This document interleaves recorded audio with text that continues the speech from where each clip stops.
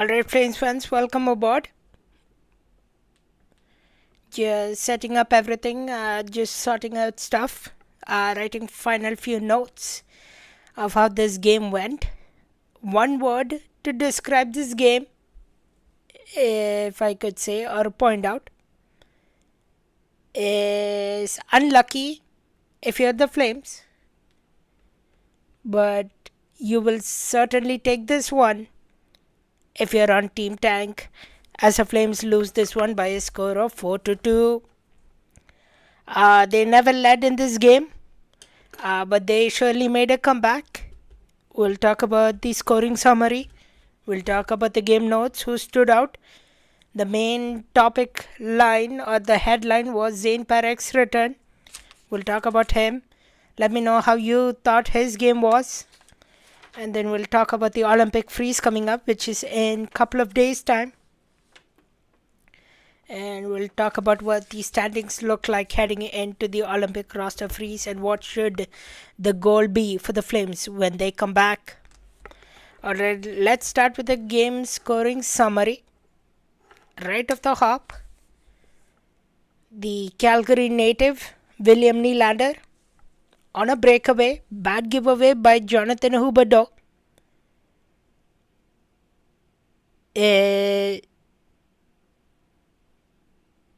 Jonathan Huberdeau springs or gives chance for Tavares to give it to Nylander, and Nylander gets sprung on a breakaway, and they score within the first 35 seconds of this hockey game, and the Leafs open the scoring.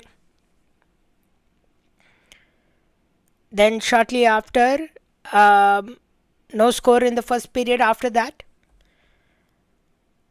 But the Flames found their footing though after the giveaway, but they couldn't capitalize at all. It would remain a one-goal game heading into the first period. Lil Singh flawless is how I summed that one. I don't know if it was particularly flawless, maybe flawless for Toronto Maple Leafs, or maybe flawless in the fact that the Flames didn't take any penalties. You could say it that way. But Huberdeau's mistake, the puck luck of Flames, which we'll talk about in just a moment, didn't go the Flames' way, and the result didn't end up in Flames' favor. In the second period, Macheli or Maseli, however you pronounce that name, apologies, assisted by Nylander at 7:17. The Leafs would go up 2-0. Once again,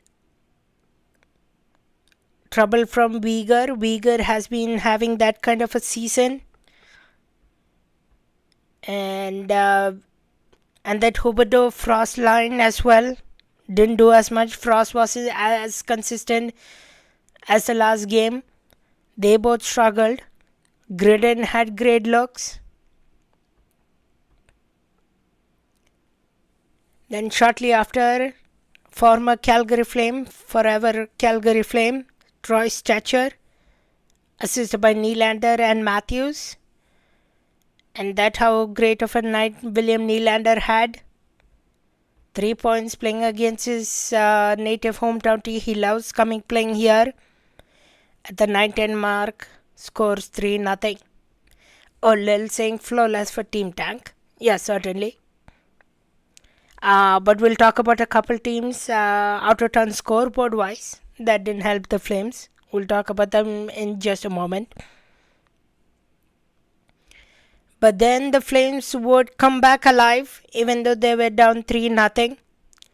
It would be Nazem Kadri, assisted by Joel Hanley and Joel Farabee at 13:15 of the mark. Kadri, great shot. Parekh, what a pass to get to him. Then Farabee's pass. And then Joel Hanley as well. Makes it 3-1 for Nazem Kadri.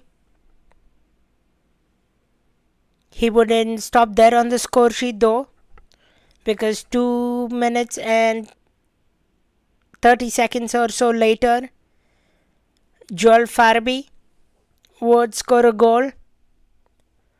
Glad to see Farabee. He's being maybe not consistent, but at least a forward they can rely on. Maybe a replacement for Coleman. I have heard many people say, just because he can score short-handed goals, he can score the gritty goals, he can one or two times fight. So Joel Farabee, assisted by Mackenzie Weegar and Nazim Kadri, he would get his second point of the night at 15:46 of the second period. In the third period, that's where you would surprise. The Flames had 3 open net chances. Klapka, Sharangovich, Coronato, who 3 of them have been snake bitten kind of.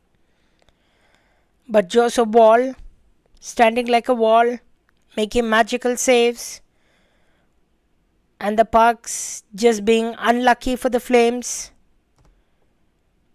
The Flames couldn't go up 4-2. They couldn't go up 5-2. But the Maple Leafs ice it 4-2 by Bobby McCann, assisted by Scott Lawton at 19:35 in an empty net goal. Dustin Wolf,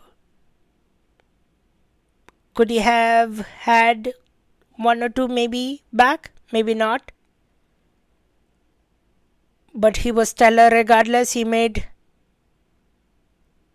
wonderful saves when it need to be. The Flames were hemmed in their own zone for a while, and Wolf made stellar saves. So it was surprising that they went back to Wolf tonight. I thought it was going to be Devin Cooley because of how they have been alternating goalies. But Dustin Wolf got the nod tonight, and he definitely showed his worth. Let's take a look at other game stats here real quickly. Then we'll talk about a bigger picture of the game, how it went tonight. So Dustin Wolf ended up stopping 18 out of 21 he faced. 3 goals against, 0.857 percentage. Joseph Wall was a beast. 28 shots stopped, 30 shots against, and a .933 save percentage. Third star in the building, Joel Farabee with a goal and an assist. Nazim Kadri with a goal and an assist, second star. And first star, 1 goal and 2 assists, William Nylander. Face-offs, again, the Flames found themselves in trouble. Only won 37% of their face-offs, a total of 17. Toronto Maple Leafs, 28. The Flames didn't give the Maple Leafs any power play, which I think was ideal. You want to play a disciplined game. And the Flames went 0-for-1 on the power play. Hits were 20 in favor of the Calgary Flames. And hits for the Toronto Maple Leafs was 14. Shots, Flames ended up outshooting the Toronto Maple Leafs 30-22. And before we go more forward, and before we answer a question from Jordan here quickly, I should have done at the top of the broadcast. I forgot about it because I didn't write it down. But sending thoughts and prayers to the Southern Alberta Mustangs team. They tragically lost 3 players in a motor vehicle accident earlier this morning, while 3 of the players were on the way to a practice. Details have come out slightly that a semi-carrying gravel crashed into them. So sending condolences, thoughts and prayers to the families involved. Of course, you remember the Humboldt Broncos crash a few years ago. And hate to see that this one has happened. So sending all thoughts and prayers to the Southern Alberta Mustangs hockey team. If you're watching, we have you in your thoughts and prayers. Alright, Jordan Hatchie is asking, how do the Flames help Parekh's development for the rest of the season? I know he's been in and out a lot, and it hasn't been in the great time for him in the NHL. Okay, let's answer this question because I'm done this game scoring summary, and my first point on my second period was about Zayne Parekh. So let's head to Zayne Parekh talk with game notes. Thanks for being along, Jordan. Thanks for your question. So let's talk about Zayne Parekh. So first part of the question: how do the Flames help Parekh's development for the rest of the season? So his conditioning stint is done with the Wranglers. He played 2 weeks with the Calgary Wranglers. He scored 2 beautiful goals, had a couple of assists, and was really well. In the World Juniors for Team Canada, he was the leading point scorer by a single Canadian defenseman. So that was fun to watch. And he returned to the lineup tonight since November 7th after a nagging injury from the World Juniors. After going through the AHL conditioning stint, and after one of the hits he received in between one of the games.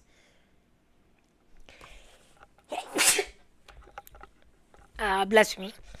So the plan for Zayne Parekh now is to keep him with the NHL team. That's the only possible option. They can send him to... Actually, I'm going to take a...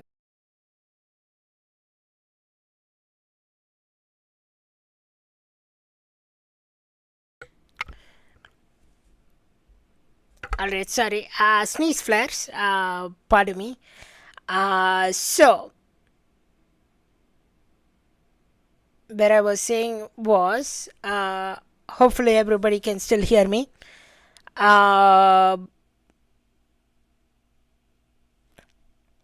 Zayne Parekh, he can't go to the AHL anymore.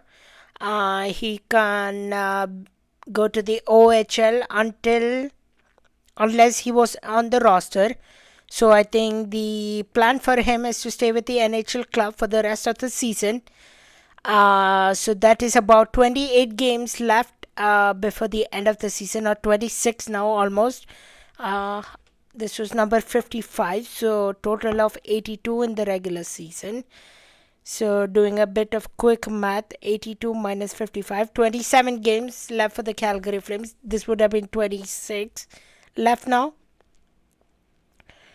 So at least if he plays the next 20 of 26 or maybe 23 of 26, I would be totally fine with that.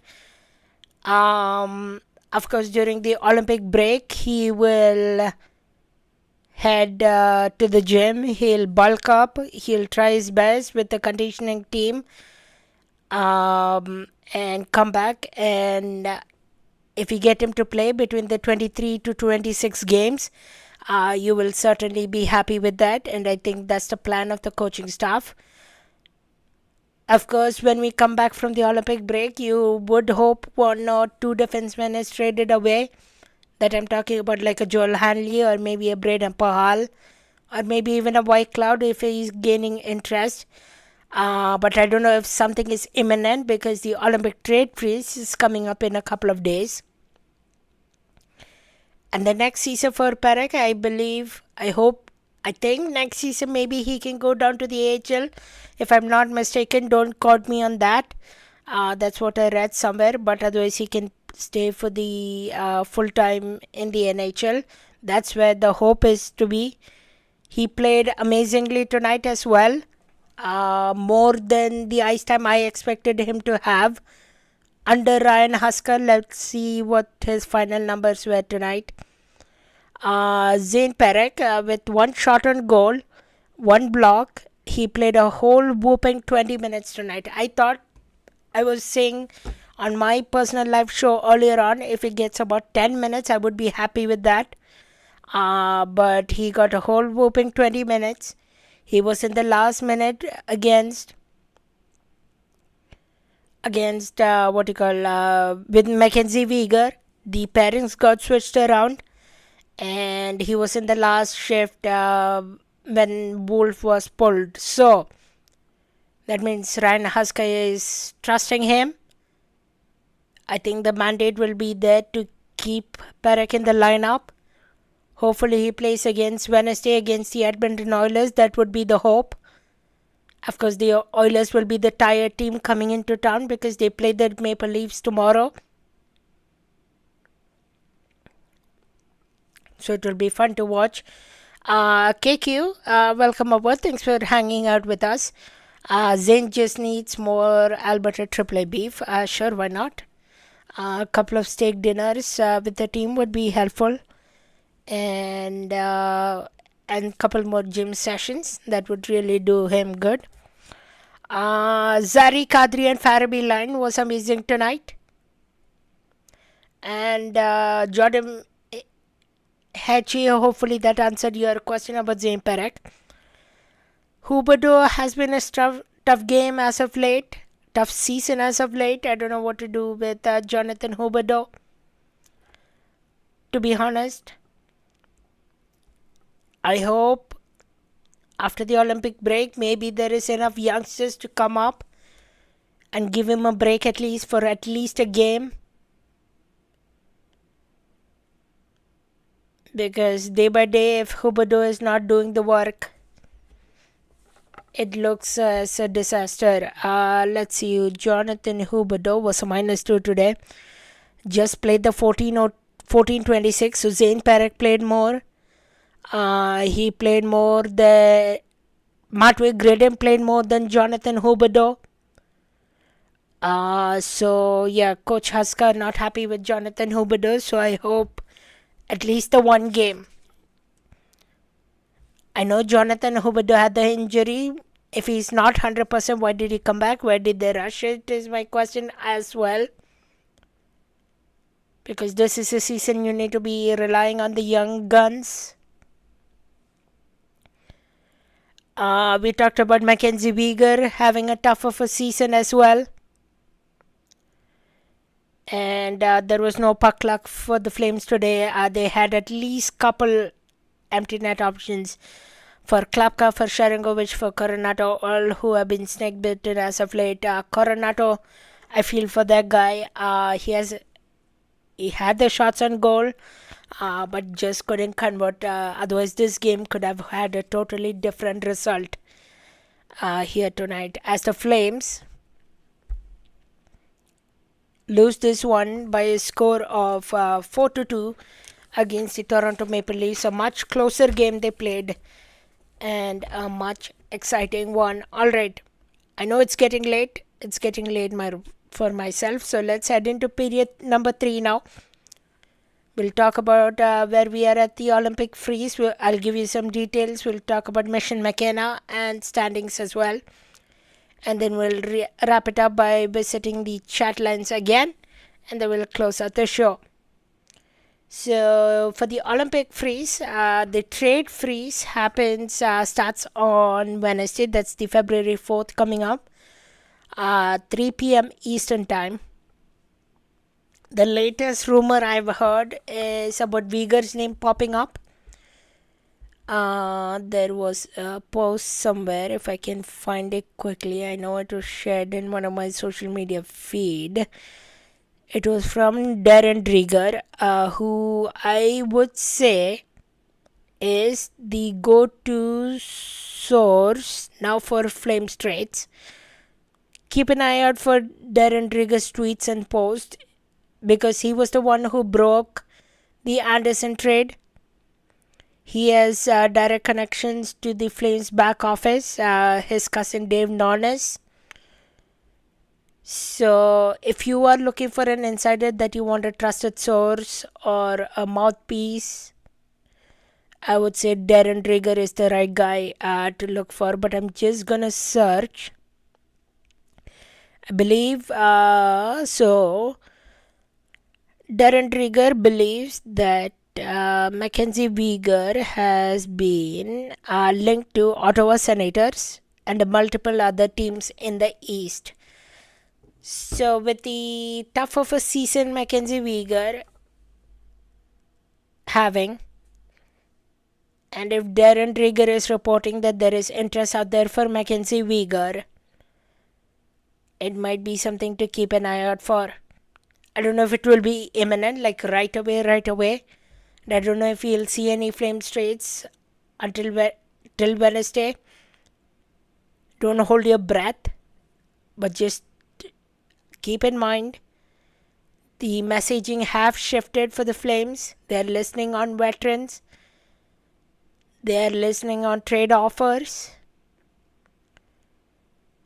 So maybe you could see one or two of these veterans moved by at least before the trade deadline.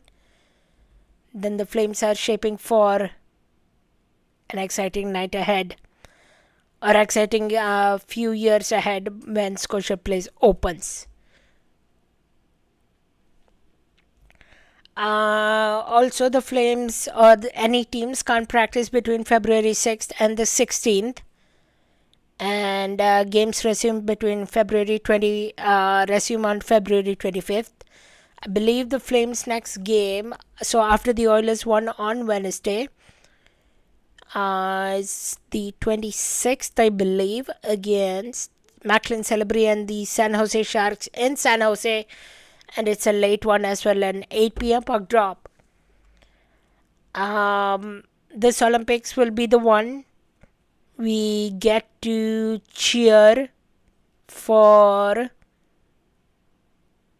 Connor McDavid in Canada. The one time I'll only cheer for. And Win Column Sports is here. The tank rolls on. Welcome, Win Column Sports. If I know who it is commenting, hi to you. I don't know who it could be. But I do know a few faces from the Wing Column Sports. Let's take a look at the standings. Nashville Predators have been turning it around, as the St. Louis Blues had a 5-1 lead against the Nashville Predators. But from what I'm hearing is they blew that 4-1 lead, and the Nashville Predators won it 6-5